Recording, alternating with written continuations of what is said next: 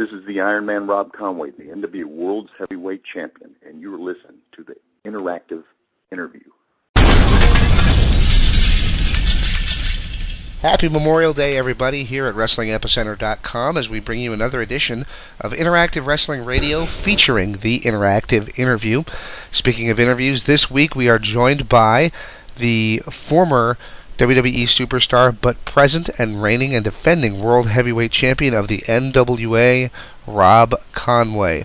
So be sure and stay tuned and enjoy that interview. Great interview, went about 40 minutes with the guy, only was supposed to go about 20. Just a very gracious guy, went that long with us. We certainly do appreciate it. Do check him out. And again, reigning and defending NWA World Heavyweight Champion. I believe he's the first NWA champion, present NWA champion we've had on the show since Jeff Jarrett, literally a decade ago.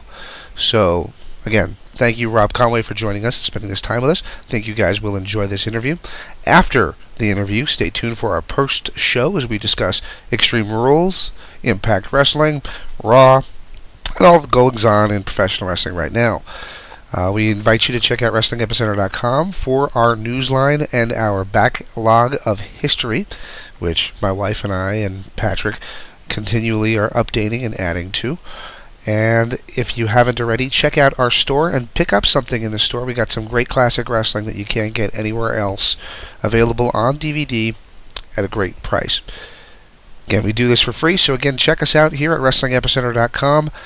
Buy something, will you? And again, enjoy this great interview with the Iron Man, the Con Man, Rob Conway. Interactive Wrestling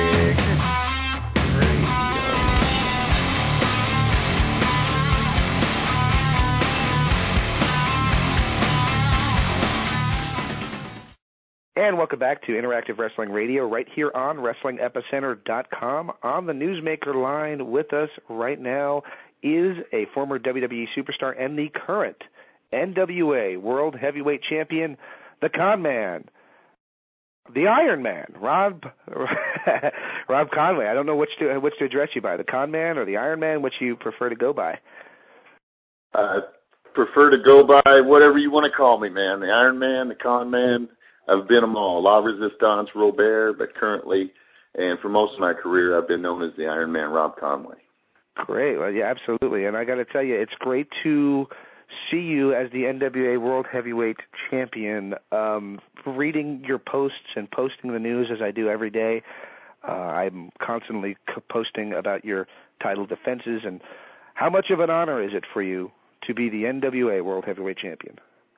And it brings a smile to my face just hearing that. I mean, a guy that grew up watching, wrestling as a kid, and then later on really studying the history of the NWA and just wrestling in general. Just a lot of pride goes into hearing that, and just something that, feels like another one of those lifelong accomplishments that you might set out to do when you start your career. But, as much as you set out to do it, it almost seems far-fetched that it's kind of like having an action figure, being in WrestleMania, being the World Tag Team Champion, being the NBA World Heavyweight Champion. I mean, those things, it almost seems like it's happening to somebody else.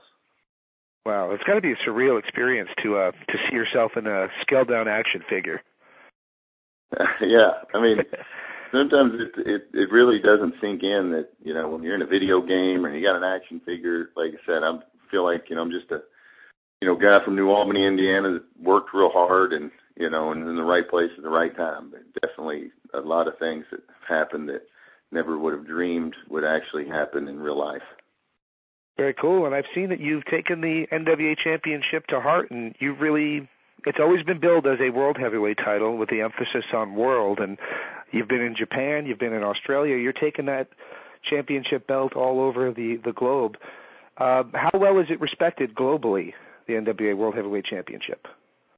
Well, in Japan, it is a big honor over there. They, when it came to even playing my music, they said, "Don't worry, we have the music that we play specifically for the NWA World Heavyweight Champion," and we always have. So it's really looked upon, and the fans there, even though they, came to go against me as I pretty much invoke that, they still, on the streets and stuff, would just walk up and say, "Oh, champion, can I get a picture?" You know, it's almost like they just recognize the championship, and it's something that they hold high esteem, very high esteem there. Very cool. When you were walking the streets, did they know you with or without the belt, or were you carrying the belt around with you?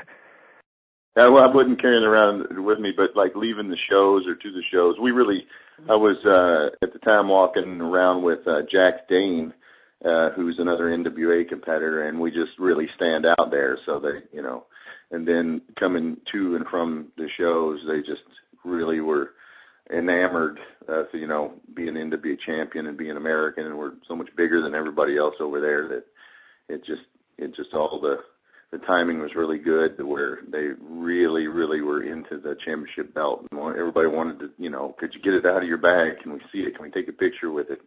It's very respected. You know, throughout the world, really. I mean, in the United States, it's obviously not held as high esteem as it was years past. Right, but I believe that it's starting to create more of a buzz and getting more recognized, not just the heritage of the NWA, but I think because their choices are so limited with, like, the WWE, that's a great company, TNA is a great company, but for the most part, you have to wrestle for one of those companies to ever get a chance at that championship, and then only maybe 10 or 12 guys of the 40 that they have on the roster ever get title matches. So it's a small pool of people who ever get a chance to hold it or see it or wrestle for it. Where at the NWA, we've got over 30 alliance members now, and I mean, there's a good chance. You know, if there's 15 or 20 guys on each show, there's a lot more people that wrestle for the NWA than wrestle for any other company in the world. Exactly, and that's the case. People have to realize that the NWA, while it's not Crockett anymore, or even as a subsidiary of TNA, or a sponsor of TNA, even though it's not in that state, it still is an important part of professional wrestling and the driving force, I would say, of the independent circuit. Yeah, and I'm finding that out more now that I'm, you know, representing the company as the world champion than even before then. I mean, a lot of people, they only consider, hey, Rob Conway, you're a former WWE wrestler. They don't realize from 97 until 2000, I wrestled in the NWA, and then from 2007, when it was, NWA Wrestling Showcase, till now I was wrestling in NWA. So I just sometimes you once you've been in the WWE, you're just kind of almost labeled the WWE guy. But, exactly. You know, and then there's guys that haven't been in the WWE, they're labeled NWA guys. And there's some top guys in the NWA like Lance Erickson and your Damian Wayne, guys who have been in NWA for years. And then some of the fans don't realize that, hey, I've been in NWA for years too. It's just that I was more recognized for my run in the WWE. Right. And I do want to ask you about WWE. Obviously, you were a big part of the WWE in the 2000s, and I wanted to ask you a little bit about the psychology behind La Resistance, and something we discuss a lot on this show. We're a very shoot show. We talk a lot about the intricacies of things and the difficulty of being a tag team in the modern era, because there just isn't that many of them. And for a long time there, when you guys were La Resistance, you were one of the long-standing tag teams in the WWE. Is it difficult to maintain a tag team status in a company that, at that time especially, still to some degree now, but certainly back then, there wasn't a lot of full-time tag teams to work with? Was it difficult to be a tag team guy back then? Well, it wasn't difficult for La Resistance because we were the tag team. I mean, we were pretty much the top tag team the whole time we were there. I mean, you say, well, you know, you might not have been the champions the whole time, but generally we were either the champions or we were going against other teams. We had to make other teams because we were the constant. We wore the same gear. We were, when we came out, we always got booed. I mean, you knew that, hey, these guys aren't getting a great response as good guys. Let's put them against La Resistance. They can, you know, they're going to get noticed. They put a lot of main event wrestlers in tag teams to go against us. You know, we went against Rock and Roll Express, or not Rock and Roll Express, but the Rockers. Sorry, I just wrestled Ricky Morton this past Saturday, so I got Rock and Roll Express on my mind, and it was great. I saw that. That's very cool. Be in the ring with him. But how was he? But yeah, we were the constant. So being a tag team was easy for us. It was it was harder to get opponents. I think we had to actually help make other teams to go against. And wrestling Ricky Morton was fantastic. You know, he can wrestle. I mean, we spent a lot of the match was right in the center of the ring, going hold for hold. You know, and that was refreshing because it's great to be out there with the guy who can just wrestle. I'd watched some of his matches. And obviously, I'd watched a ton of his matches in my lifetime, but you know, knowing I was going to wrestle him, I started watching things he's done in the last couple of years, and I watched like matches against Flair where they went 60 minutes. And for the most part, he can do anything that he ever could do, and he was really, really good. A lot of times I get a hold of DVDs that from tape trades and things, and they have local TV and what have you that Ricky Morton appears on wrestling, and it never staggers to amaze me or ceases to amaze me to see that he is still able to go like he always did. So that's definitely a rare trait for a guy from the 80s to still be able to perform at that level, and that I even said that to you in the Facebook message. It's so cool that he's able to still perform at such a high level. Going back to WWE, I got to ask you about something that we talked to Greg Valentine about actually just after your match. When they pushed you as the con man, first of all, I love the gimmick. The theme song was phenomenal. I mean, that's one of the best wrestling theme songs I heard in the modern era. Was it difficult to get the legends to agree to help you out, to put you over when you were doing the little feud with the legend? I know your gimmick was not specifically a legend killer gimmick, but they kind of started you out that way. Well, I mean, I have a tremendous amount of respect for all the guys that I was able to, wrestle or in that time period. But a lot of times people will compare my run with the legends with what they did with Randy Orton. Right, exactly, right. But they're completely different. Randy never wrestled any legends. He spit in their face and hit them with an RKO. Right. There was never a match. The only legend he wrestled in any match that I know of was Mick Foley. And Mick Foley's in his early 40s. Probably wasn't even 40 years old at the time. He was a legend, but he was, pretty much a main roster guy. Exactly. Whereas for myself, I started wrestling the legends, and I was actually having pretty much competitive 6 to 10 minute matches with the legends. I'm not in on the part of, whether they're going to put me over or whatever. I just show up and do my job to the best of my ability. Right. Someone else is in charge of, letting them know why they're there or what the storyline is, because generally I don't even know, the guys don't even know what the storyline is. They just know that, you got 10 minutes and this is what we want. I do think that most of the guys that I was wrestling were not there under the assumption that their job was to go out there to make my character.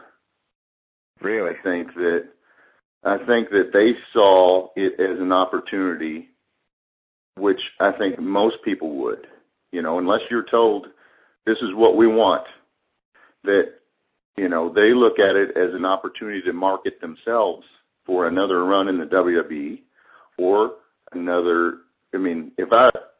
and more publicity for them to do more independent shows along the way.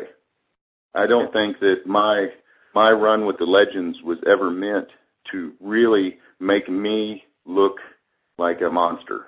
Or I think it was, they didn't want me to just destroy the guys, even if some of them, at the time I was in fantastic shape and was kind of getting pushed along the way.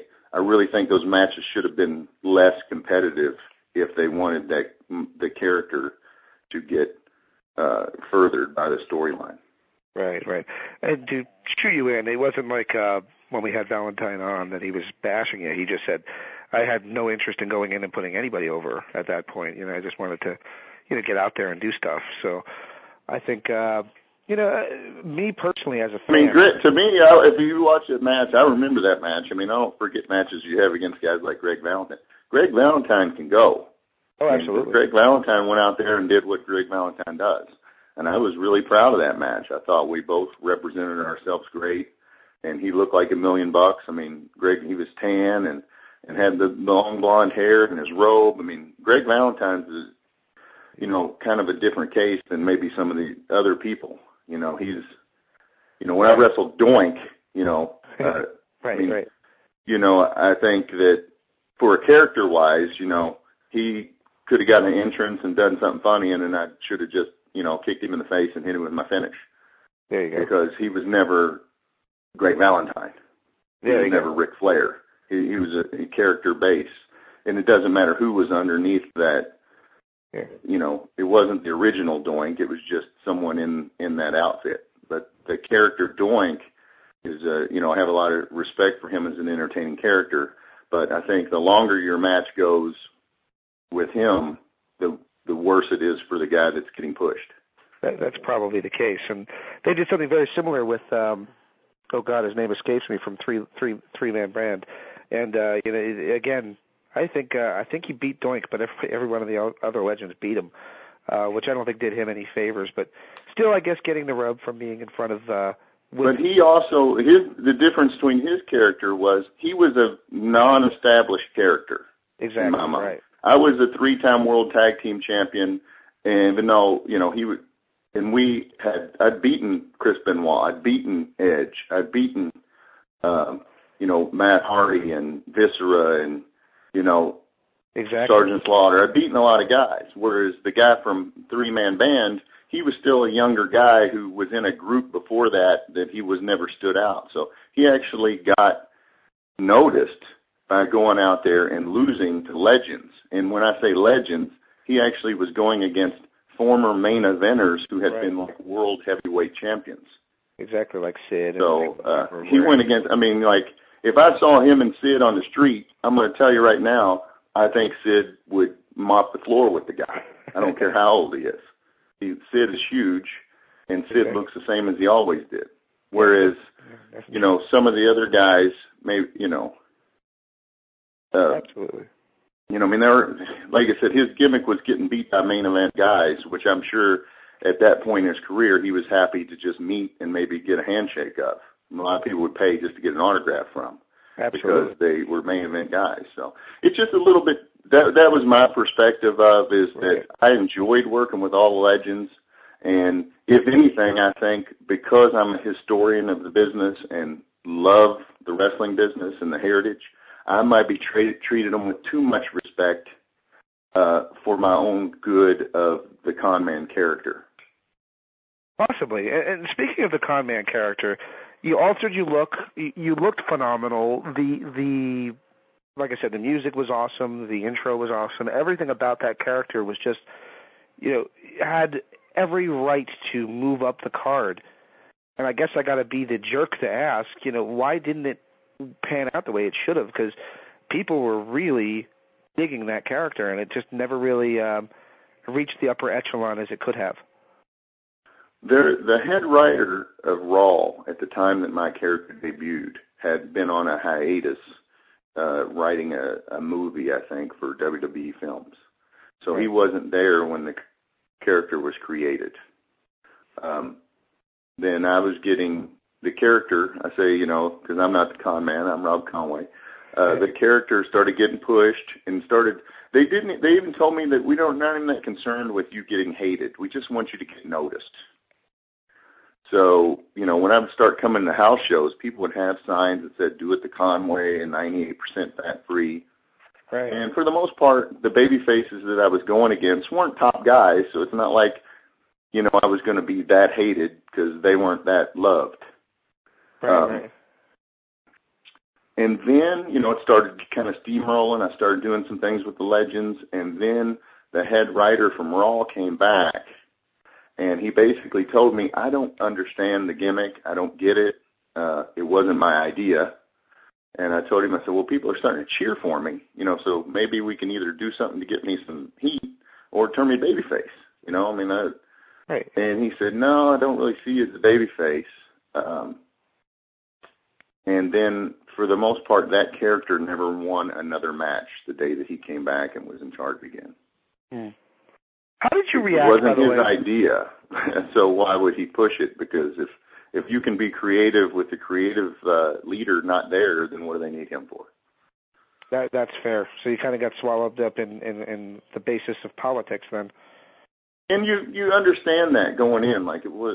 I mean, I never was upset about it. It was just kind of like that's the way it goes. So nobody told me to shave my mustache and my sideburns and switch my hair and quit wearing the see-through trunks and all that. I did that on my own, almost like, well, if you're not going to push this gimmick, then I'm not going to kill myself in the gym for 3 hours a day and not eating a bad meal for 5 months just to go out there and go, have a short match that basically enhances somebody else. It's a lot of time and effort to put into a gimmick that you're taking the creativity away from. Right.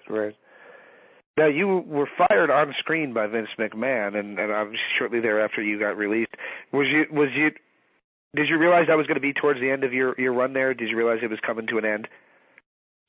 Not at the time. Actually, they had called me and said, hey, we want you to do this where you're going to get fired, and you specifically say, I'll quit Raw, because I was already told that they're going to reform La Resistance on SmackDown with me and Sylvan, and right. told me to start getting new gear made.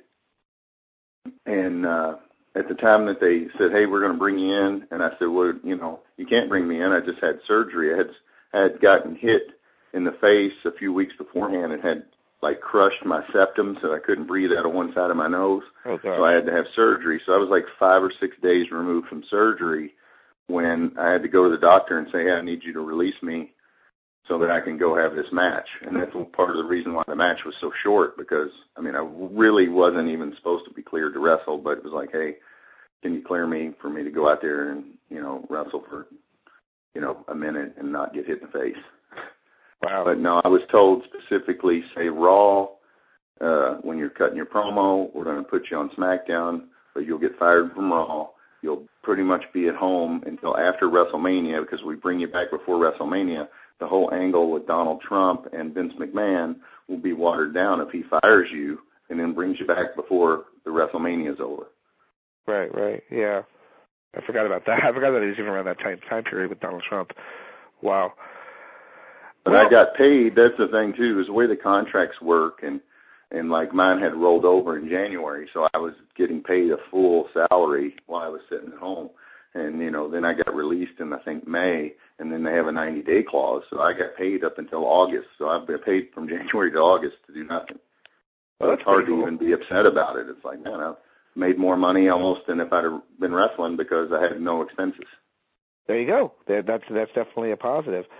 So you worked for another company that I wanted to talk to you about. You worked for Juggalo Championship Wrestling, the Insane Clown Posse. Oh, yeah. Now, they're a bunch of fun guys. Awesome. How is it working for a company called Juggalo Championship Wrestling?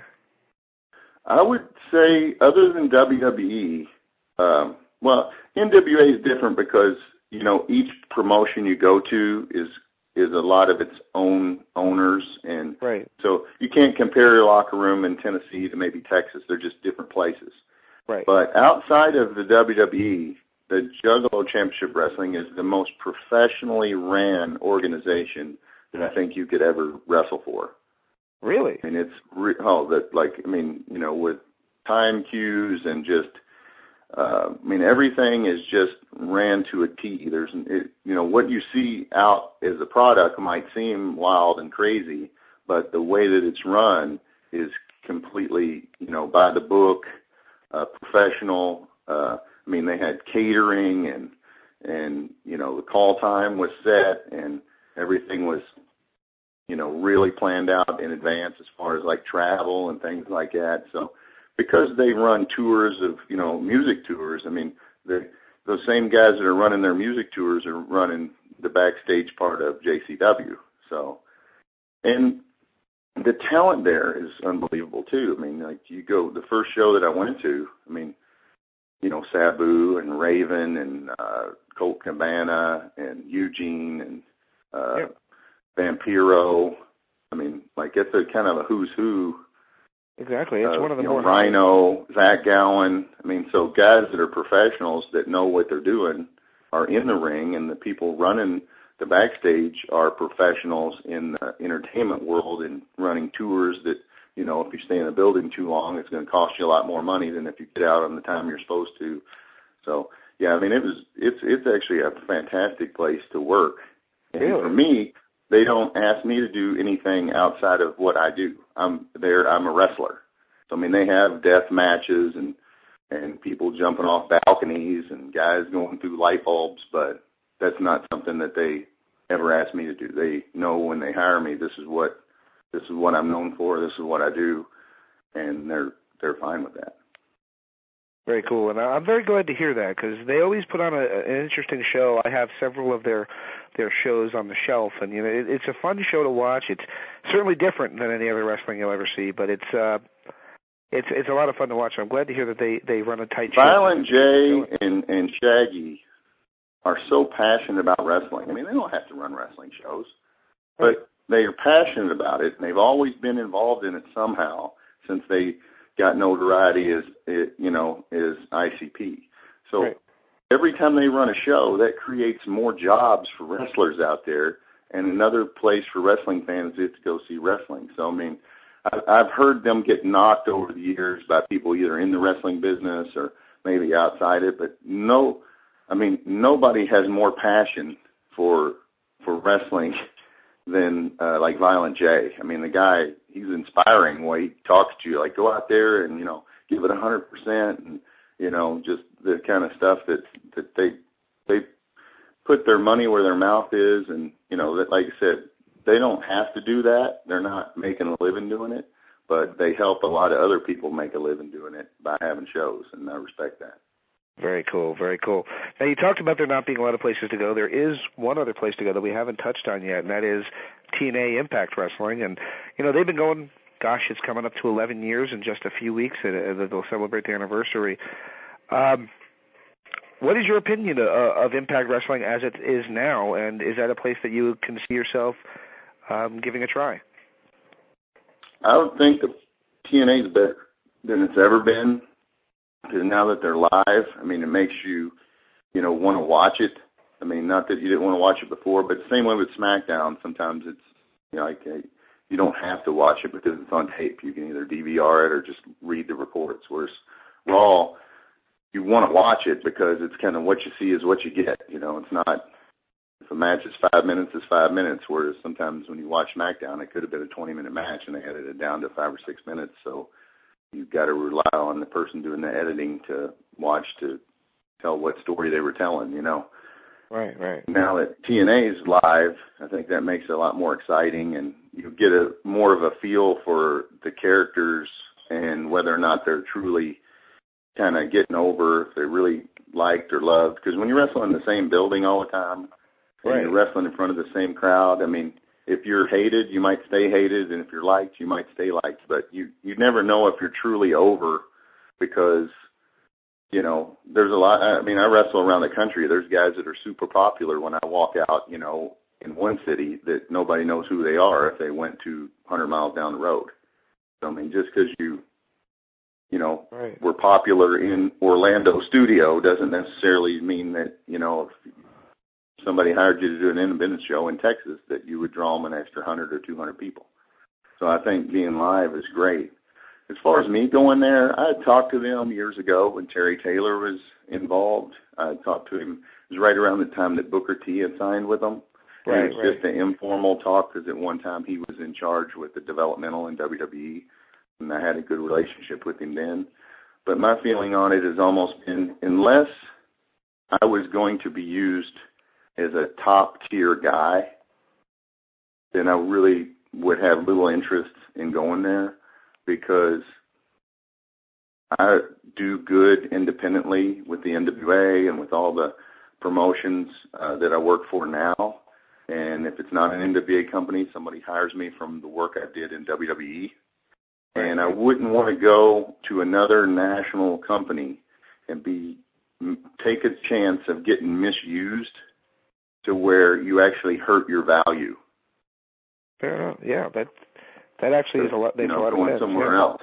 So, there's been guys that have went to WWE and they went to TNA and maybe wrestled for other places, and the perception of the fans might be like, oh, well, this place didn't want them, and this place didn't want them, and this place didn't want them. So why would we perceive them as being a star, and why would we want them? Like, where's that? It's not, and it's not that it would be that way. It's just that that's the way I feel. I'm doing fine without them, and I'm a huge supporter of theirs and think they have a lot of talent, and now they're actually the developmental territory. OVW is the developmental territory, and, that's 15 minutes from my house, and I have a lot of loyalties toward OVW because that's where I started. And absolutely, several years there. Wrestle there a few times a year now, and try to support Ohio Valley Wrestling in any way that I can. And Danny it's a Davis great TV show, by the way. It's been great to see Danny Davis on Impact doing the gut check.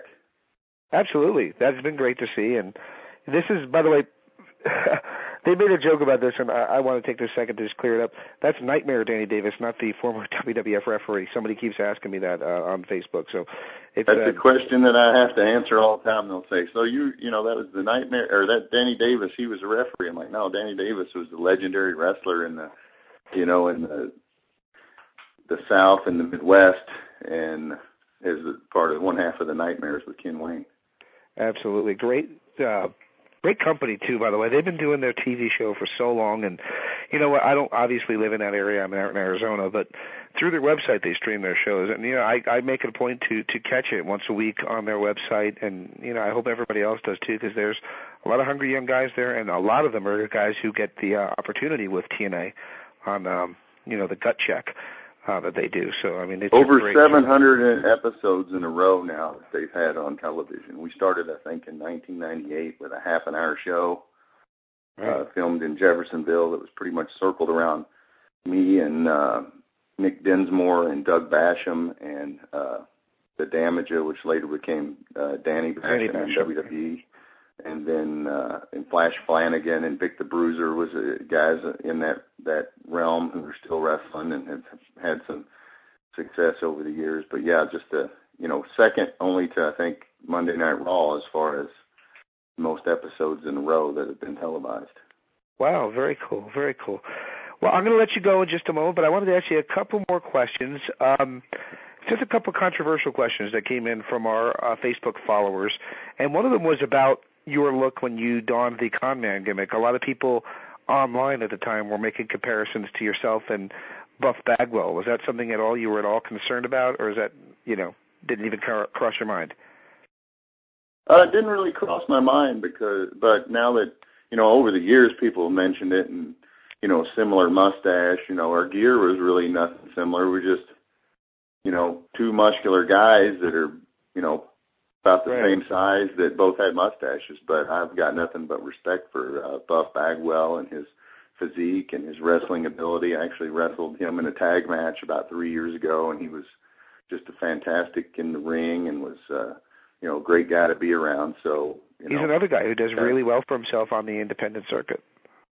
He's very entertaining. He stays in great shape. He's very good with the fans. What's not to like? And the guy, I thought he had a great character on TV and was underutilized, pretty much even, I remember him as the handsome stranger in Global. Oh man, I love that stuff. No, I feel, like flattered to be compared to Buff Bagwell. I've been compared, Greg Valentine told me that he thought I reminded him a lot of Rick Rude, which, very humbled, almost like, and he knew him really good. So, Bagwell's a great veteran who, started this before I did. And if someone wanted to compare me to him, I welcome it. There's a lot of guys out there that never had anywhere near the successful career that Buff Bagwell had. So I'm very, I'm flattered to be compared to him, but it wasn't on purpose. Because if you look at our gear and stuff, it really, I was just a cocky, arrogant heel that had a mustache. In OVW, I was a cocky, arrogant heel that had a goatee. So way before that, back in, 98, 99. And I guess the question is, which of your gimmicks that we've seen on television is more like you, the person, Rob Conway, the person? Is there any that at all are elements of you, or is it kind of a dialed-up version of you?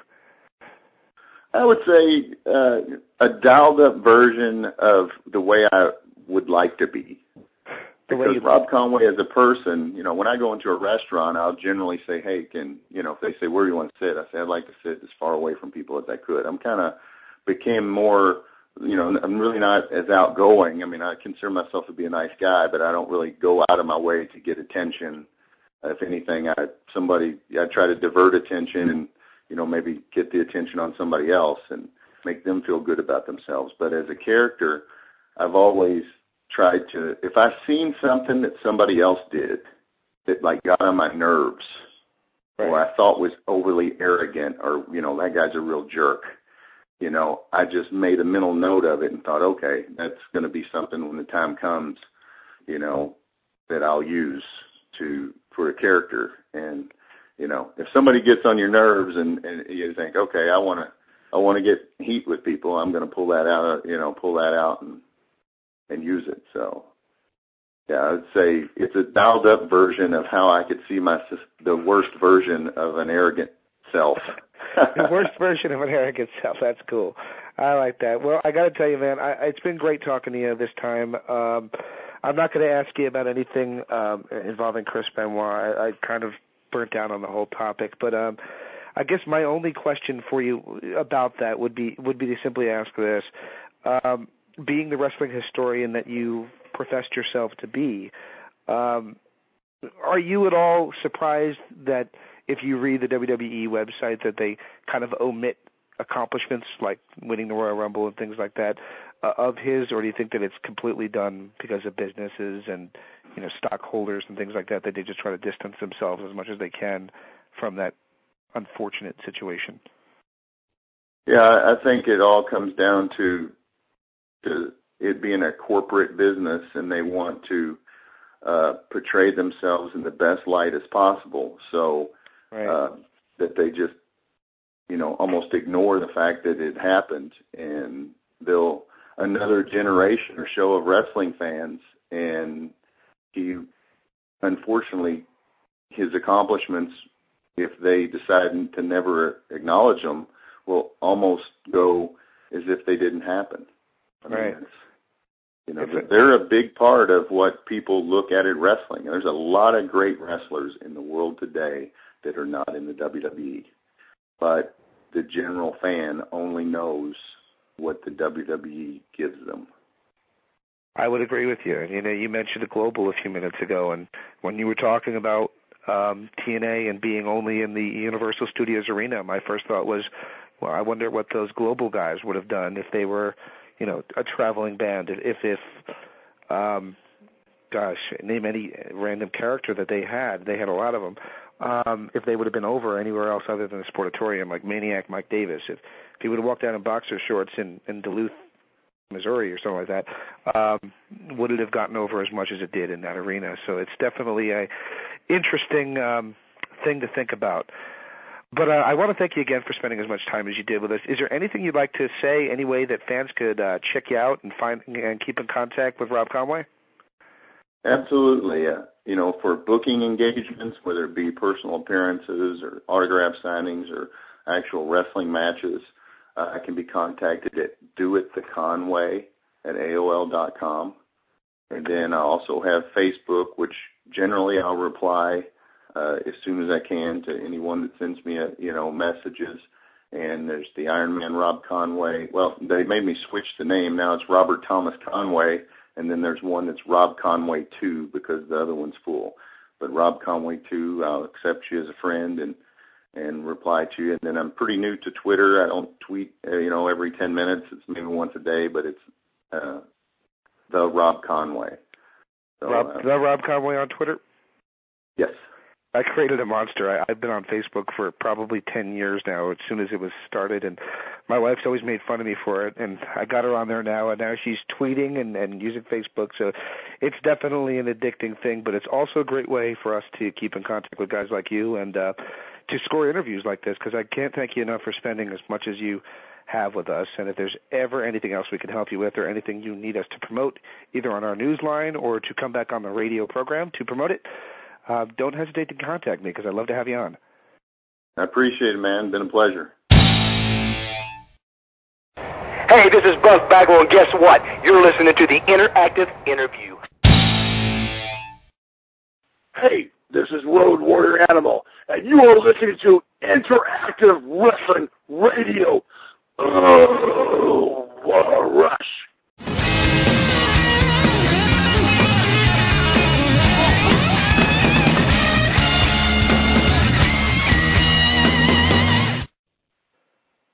All right, everybody, we just wrapped up with Rob Conway here on WrestlingEpicenter.com and Interactive Wrestling Radio. That was our interactive interview of the week. And joining us on the line now, conspicuous by his absence due to timing problems, is our good buddy, my co-host, Patrick Kelly. Patrick, are you with us? I am here. How you doing, man? Doing good. Much better than I have been in the past couple of weeks. It's been a hectic few weeks. No, I wasn't just referring to the site drama and all that stuff. I was actually referring more to what health site issues. drama? I don't know what you're talking about. Really? It's kind of like when people say... I'm being sarcastic. I know. Well, but to be perfectly honest, there hasn't been as much drama as I think people probably perceive. Mostly because it kind of was a mutual decision that we've not been able to figure out yet. But I'll get into that another time, not necessarily now. Great interview with Rob Conway. I know you haven't had the opportunity to listen to it yet, but it was a tremendous interview. Very nice guy, truly a wrestling historian. And I was thinking about it, and the last time we had an NWA World Champion that I recall on the show, the guy who was actually holding the belt at the time, was Jeff Jarrett, literally a decade ago. So that's right, because you had a lot of TNA interviews early on. I remember that. Yeah, well, that's because TNA was really into the idea of promotion at the time.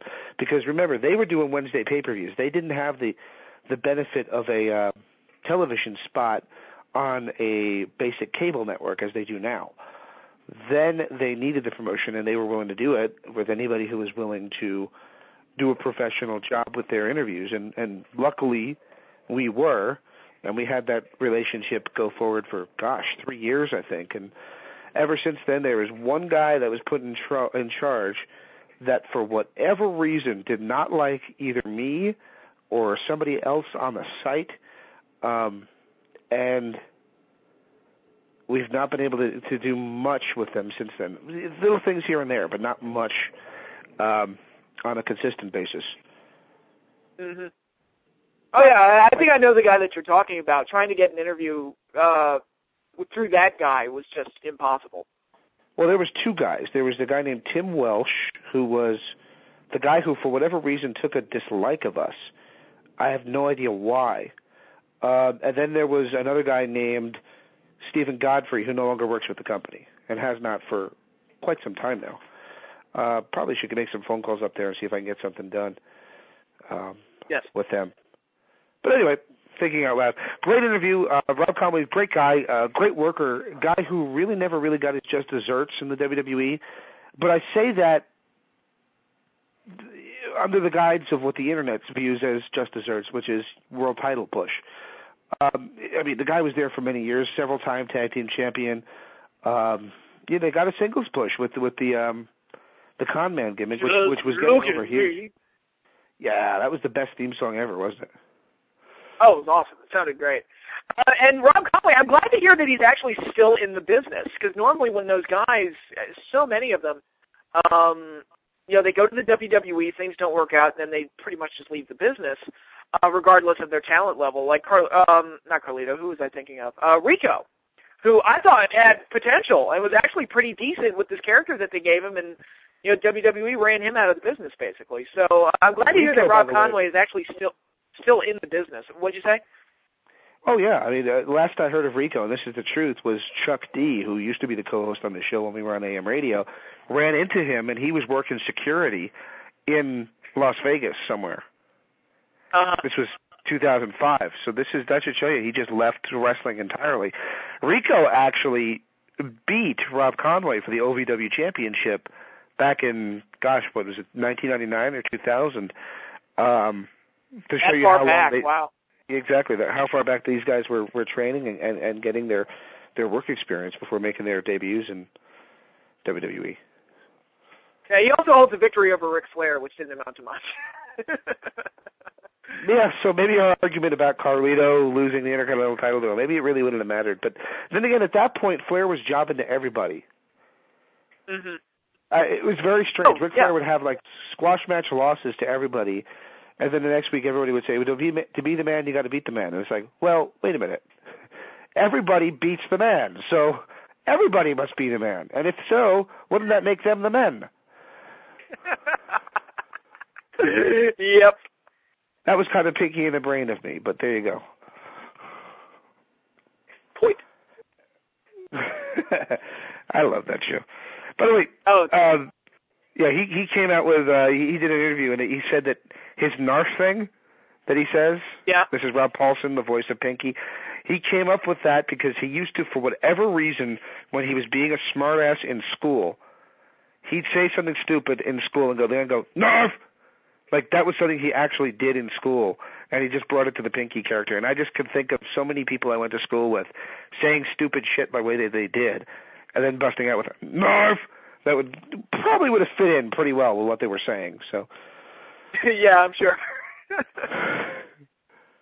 Anyway, a couple things have happened in the past couple weeks here in the world of wrestling. We had a pay-per-view, we had a big Monday Night Raw, and we just had TNA Impact. We're filming this literally right after Impact came off the air, and we've got Slammiversary coming up next Sunday.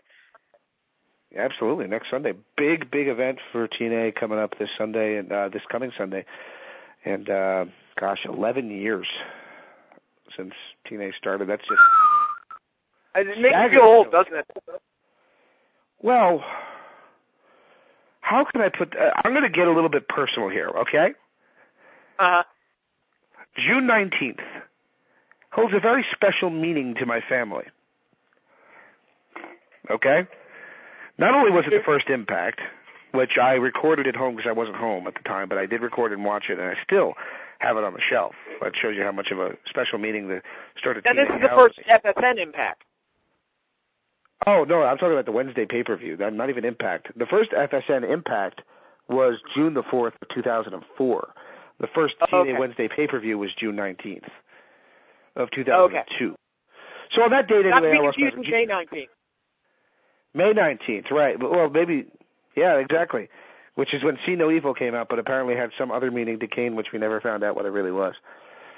Oh, we did, but it was very... It never came up again for whatever reason.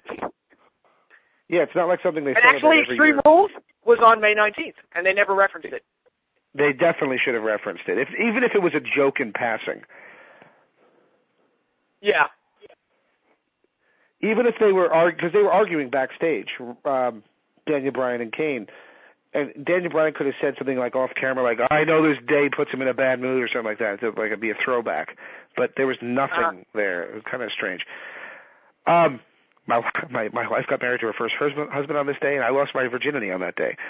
So 3 big things happened on June the 19th. So weird. You lost your virginity the night.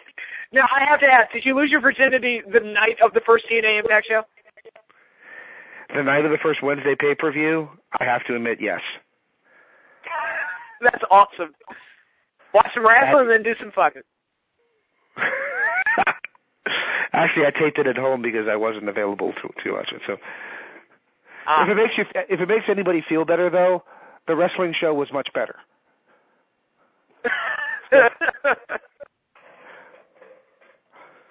All right. So anyway, I'm just kind of. I could say something funny there, but I'm going to leave it at that. All right. All righty. So where were we? I kind of got off track. So yeah. The Extreme Rules pay-per-view was pretty good, actually. I actually enjoyed for what they did on the show. I thought it was an enjoyable view.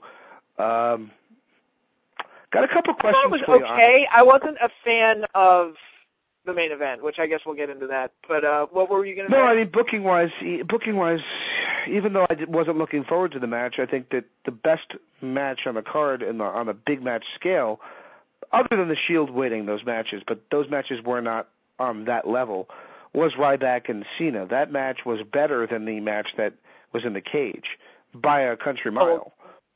Oh, no question. Well, I mean, I probably could have put on a match. I couldn't even say that with a straight face. It's not true, but yeah, the cage match was not very good. And Triple H and Lesnar have that's got to be one of the most lackluster main event string of matches ever. Well, yeah, it's all Lesnar's fault. We already know that, but the matches themselves are not that great. And the scary thing is, it's clear to me that there's going to be another. I hope to God there's not another one. Because on Raw, and what were you thinking when you were watching Triple H fumbling around and all that? We got to talk about that. Extreme Rules was great, but was a good show. I won't say great. I enjoyed the fact that the Shield won the titles, and I think that's basically the way that people have to wrap that show up. I do like that they brought back the Tornado Tag format. I like that. You don't see it often. I think if they do it all the time, it would lose its meaning. But I enjoyed it. Did you enjoy that?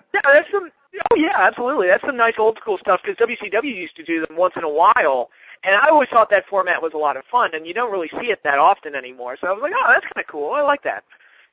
Yeah, I mean, it is a loss of a structure, and for many wrestling fans who have ADHD, it just becomes too much to handle. And I say that as a wrestling fan with ADHD. So, it's kind of like, well, what's going on here? What's going on here? It's that whole battle royal thing where there's just way too much going on, and to some extent you just zone. Right. But yeah, I think that once in a while bringing it out is definitely a good thing. But they must keep the structure of a regular tag match. Oh, absolutely. They can't go X Division on us and just focus on one type of match forever and ever. That would be horrible. But one other thing I want to focus on, I got to give credit to Randy Orton. I thought he had a pretty good match with Big Show. And then the next night on Raw, he had a pretty decent match with Jack Swagger, too. So it's like, wow, Orton actually looks motivated. He does. And there's talk that they're dead set on having a Sheamus Orton match at the SummerSlam show. And I can't imagine why, because the crowd in New Jersey basically showed their opinion of that match. But apparently they really wanted... for those who don't know, that's the night that the crowd basically just went, speaking of ADHD, completely bonkers and just started chanting random things during that match and basically never regained their composure throughout the rest of the evening. Anyway, they seem dead set on doing that match. That's what they're going to do. But my question is, who turns heel? Because right now Randy Orton's actually working as a babyface for the first time in, gosh, I can't even tell you how long, because he's always been kind of I've found it to be a harder sell for his character to be a babyface, but he's actually been managing to pull it off with strong matches of late. First time in a long time he seemed very motivated, so I don't know. He was also in his hometown for this pay-per-view, so that probably lit a fire under his ass too. But he's one of those guys that I've just seen sleepwalk through his matches. I mean, Cena catches criticism for this, but Orton is just as bad, if not worse, where it's just the repetition in his matches. I could sit and watch to them, but these last two matches I thought were pretty decent. Exactly. And, some people get on Bret Hart about that for his matches in the past, and it's like, well, no, having signature moves does not necessarily mean it's a formula. But, yeah, you're right, Orton definitely did set a formulaic match type, and he broke that match type, and that's why those matches the past week have worked for him. It'll be interesting to see if he can keep that momentum going. And the Shield continues to kick ass. Like we said, they won the 2 titles. And the next night on Raw, I thought that 6-man tag was incredible. Oh, yeah, and the crowd really got into it. I mean, the cool thing about having JBL as an announcer is that there is a level of, how would you put this? It's like a screen. To some extent, he'll tell you if it's crap. And to some extent, right, if he sounds legitimately excited, it's probably because he's legitimately excited. So he's some kind of like a filter on if things really are or aren't working, and he would definitely putting over that match pretty big. And you know what? It worked well for those guys. And for 3 virtual unknowns, they've come on really well and been built up incredibly well. So I can't fault WWE at all for what they've done with the Shield. I mean, Jesus, they've become 3 of the biggest assets to the company. Oh, well, they're my favorite part of the show right now. Exactly, and like I said, like, virtual I tune in unknowns. every week, basically. Yeah, I tune in every week just to see what they're going to do.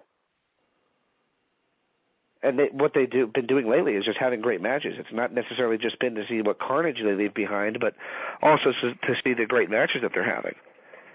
Right, absolutely. On Raw, we saw the debut of Curtis Axel, the son of Kurt Hennig, grandson of Larry the Axe Hennig. Somebody actually asked me, what's Axel mean? Is he like a Guns N' Roses fan? It's like, really? Really? Is that what you're asking? What's that again? Somebody on Facebook sent me a message asking me, what's the deal with that? They explained it. Exactly. His grandfather is Larry the Axe Hennig. Okay? So Axel, da. Oh, Jesus Christ. Yeah, exactly. What was it, Mancia when he did that? Whatever happened to him? The act wore out. That's what happened. It's like he did one stand-up bit that really captured people's attention, and then they gave him like a show on Comedy Central. They gave him this, that, and the other, and people realized, oh, he's just a one-trick pony. Okay.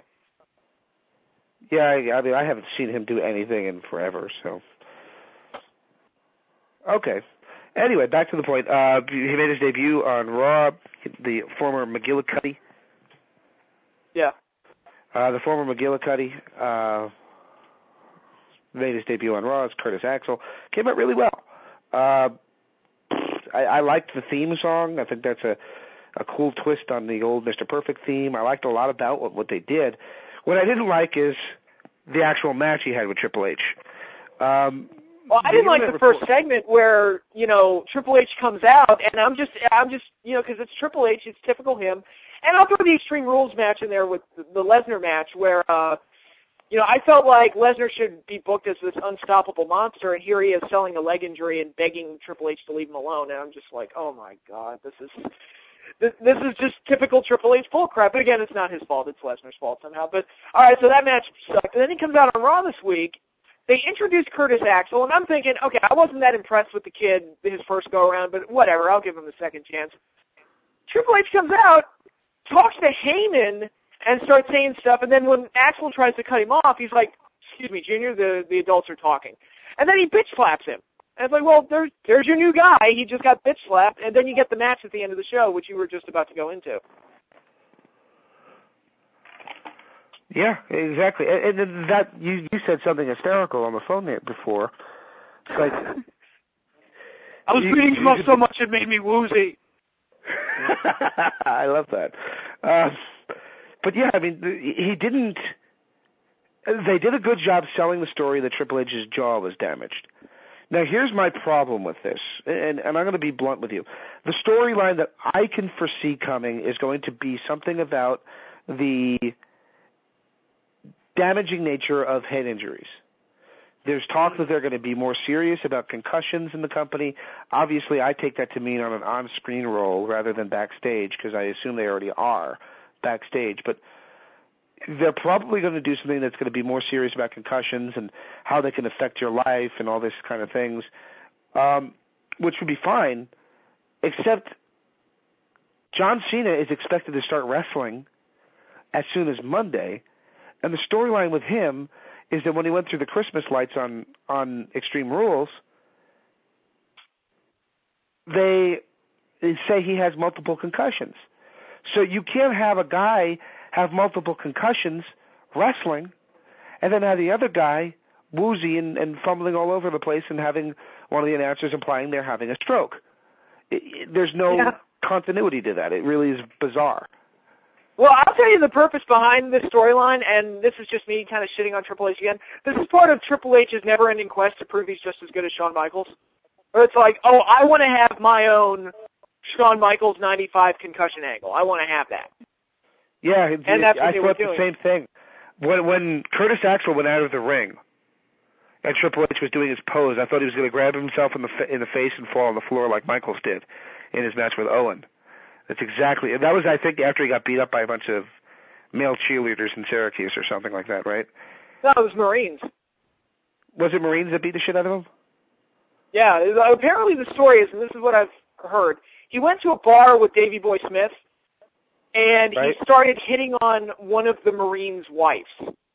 Or wives, I'm sorry. Yeah, and you don't fuck with Marines, dude. I mean, that's just... Apparently he started hitting on one of the wives, and when they told him to stop it, he kept... being Shawn Michaels, as Shawn Michaels was back then, and the Marines kind of said, you know what, we're going to teach this motherfucker a lesson. That's kind of what happened.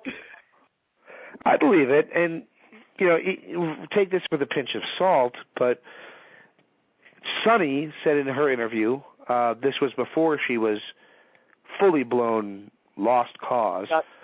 Well, now she says she's okay. Well, she's been in jail for not years, but for months. So hopefully she is, being away and not having those things available to her. Hopefully that's helped her. She apparently has moved out of the Northeast, which is actually a good thing. Mainly, and that's not a knock on the Northeast. It's a knock on where her friends are.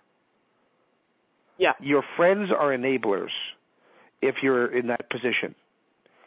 Your friends are the ones who do the things that you can't handle doing, if that makes any sense at all to people. Basically, what I'm trying to say is her friends might go out drinking. Her friends might pop a soma. The worst thing for her is to be around people who do that, because that's just going to make her do that. So she's apparently living with her brother somewhere in New Mexico, which is probably a good place for her to be, and is writing her memoirs. So it'll be an interesting book when it comes out. I'll tell you that. Oh, I'm sure. Yeah. Anyway, she said in the interview that Shawn Michaels was always getting beaten up at the bar, by different guys. So nobody thought of anything special, but apparently this one was particularly violent, so that's why he legitimately was... Well, Jim Cornette was laughing at him because apparently, Shawn Michaels never wins a real fight. Because, there was the Bret Shawn incident that happened in 97. I think it was 97.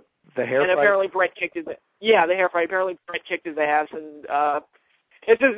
Shawn's known for not being good at real fights, which is... Well, apparently, from what I understand, from what I've heard about that fight, and this is legitimate, and this came from Bob Holly's book as well, and various other I need to check out that book.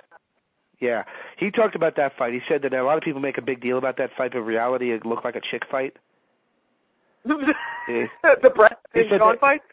Yeah, he said they were basically slapping each other and pulling each other's hair. He said it looked like a chick fight. Other people I've heard, and I cannot remember who, said it looked like very similar. Remember when the night after Survivor Series when they brought the midget out? Yeah. And Triple H was holding him by the head or whatever, and he was throwing punches? Apparently that's what Shawn looked like during the fight. Bret had him by the hair, and Michaels was swinging at him but not landing anything. And that was basically what the fight looked like. So, which I could somewhat picture. Oh, by the way, nice touch, Triple H using the sharpshooter in the middle of his match with Lesnar. Huh. I guess so, yeah. I didn't even notice it. Well, him and Bret kind of have a thing. Shawn and Bret have made up, but apparently Triple H and Bret don't like each other still. Huh. Well, what can you do? Apparently they're going to do an appreciation night for Bret, so it can't be that bad. Yeah, well.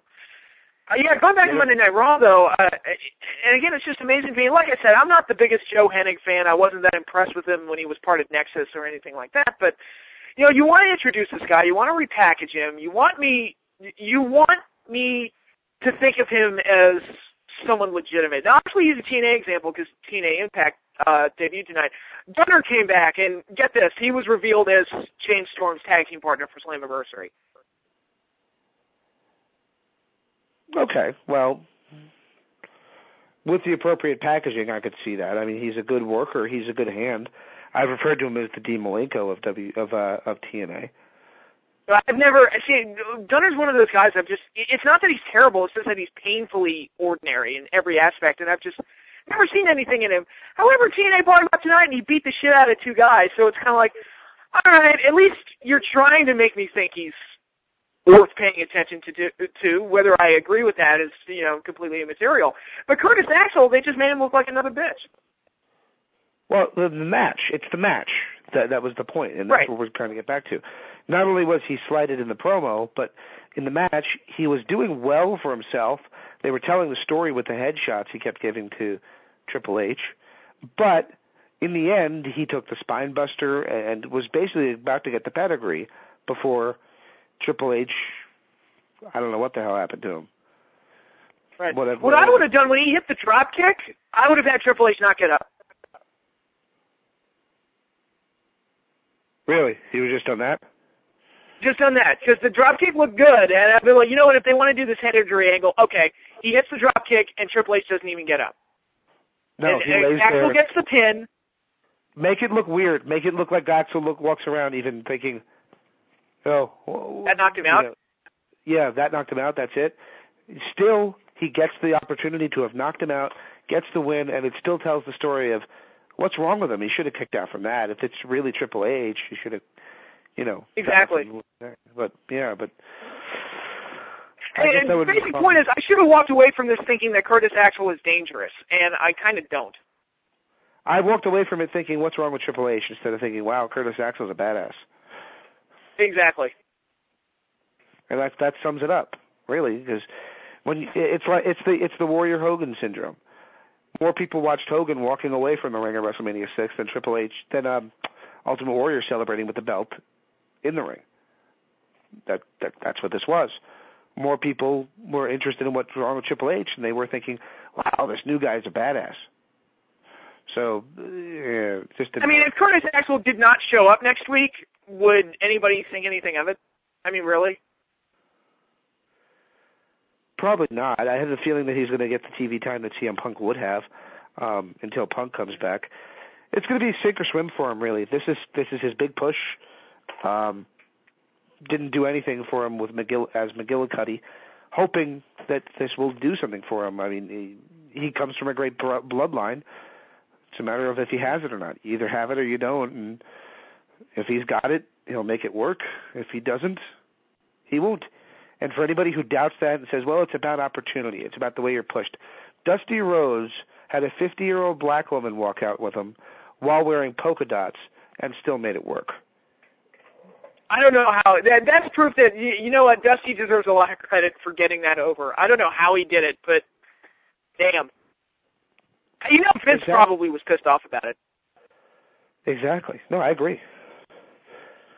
I mean, it was doomed to fail, and he made it work. So you can make things work, even if you're given if you're given chicken shit, you got to make it chicken salad. Mm-hmm. So look at Fandango. Exactly. Yeah. I mean, who here honestly thought they were going to like that character when they started showing the vignettes for it? Not me. Yeah, and look at him now. He's actually one of my favorite guys to watch on Raw. It's like, oh, yeah, Fandango's on. Cool. Let's see what he's doing. Well, he's different. He's definitely a different character. Even if you strip back the dancing thing, the guy himself is different. He doesn't talk like everybody else. He doesn't, present himself like everybody else. He's a different character. That's why Dolph Ziggler works as well. Promos are but in ring, he walks more like Curt Hennig's kid than Curtis Axel does. I mean, he bumps like... Well, the thing about Ziggler is the way he sells. If I watched every match on Silhouette, like everybody was just a black shadow, I could tell you which one was Ziggler. Just by the way he sells. And that's, that's a great testament to his ability. Exactly. And it's very Curt Hennig-esque, if you really think about it. Mm-hmm. If you had he's another one who has a concussion right now. Yeah, he's another one. Now, again, the only problem I have with a concussion gimmick, because I hate Chris Nowinski, mostly because his attack on football has just been insane. My line in the sand was drawn with him. By the way, I don't hate him personally. I just hate what he's doing.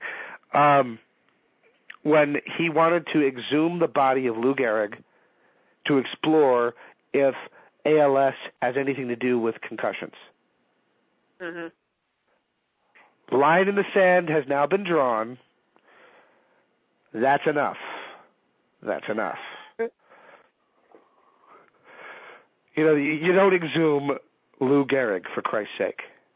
The pride of the Yankees? I don't think so. Leave it alone. Right. So, yeah. Anyway, Slammiversary's coming up. We've got some big matches heading up for Slammiversary. Right. We'll probably do some kind of a preview leading into it next week. What are your thoughts of it leading in right now? How do you think Slammiversary looks? Overall, I was kind of like, Impact's been kind of, I don't want to say dead, but just kind of like on cruise control lately to the point where, what'd you say? Ho-hum. Exactly. That's the best way to put it. It's just been kind of like that, where it's just kind of, on cruise control, not very lively, and it's made me not overall that excited for Slammiversary. But tonight's show was good, so I'll, hopefully it turns out they laid down the groundwork for certain things on this show that made it feel like, okay, maybe some big things are going to come about at Slammiversary and then following it. Right, exactly. And, you can never short sell the importance of guys like Sting, because his promos are still phenomenal, and he's still He even good in the slugged ring. a promo tonight and made it work. There you go. He's the man. That's how good he is. I mean, in the ring, I don't like that he wrestles with a shirt on and he looks kind of fat, but on the mic, it's like, damn, he's still got it. Yeah, I don't like that either about the shirt. If you're fat, just be fat. Who gives a shit? It's like when the kids at school wear the shirt when they go to the pool. Look, I used to do that. Yeah, well, I had to. I did it once, and the next year I was basically anorexic. But when you think back at it, it's kind of like, look, they know you're not fit. Just take off the shirt. It's all right. Well, I had to stop wearing the shirt because it would make my nipples bleed. And there's your Patrick Kelly fun fact for the night. Wow.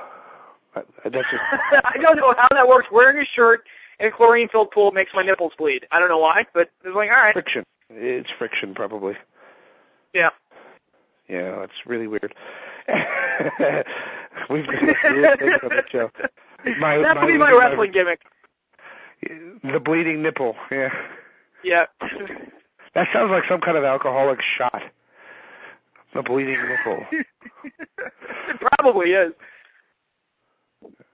Anyway, I'm going to let you go, dude, but I hope everybody's enjoyed this episode, and we'll try and do some sort of a preview for Slammiversary next week. Okay. Even if it's... And maybe we can do something, since it's 11 years since TNA's been around, maybe we could do something where we each pick our 11 favorite TNA matches. Well, that's a great idea. There's so many that I put on there. It's going to be difficult to choose, but absolutely, I'd love to do that. Of course, my number one would be when Jim Duggan beat Disco Inferno and Mike Sanders. That would be my number one match because it's Jim Duggan. Did that actually happen? Yes, in the Wednesday pay-per-view. How long was Duggan there? Like 3 months.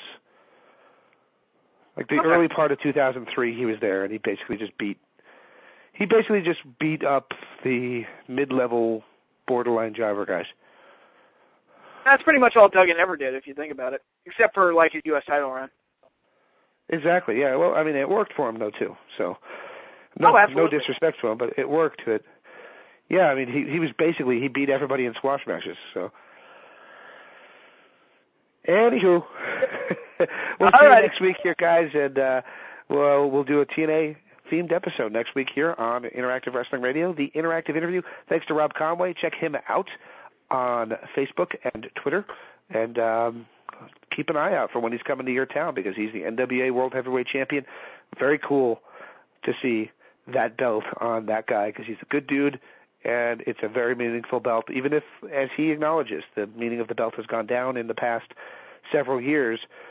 It still holds a lot of water internationally, if not as much as it should nationally. Mm-hmm. Anyway, I hope everybody enjoyed this episode, and we will be back next week with a TNA-themed episode. Stay tuned for more. Later. Here on WrestlingEpicenter.com.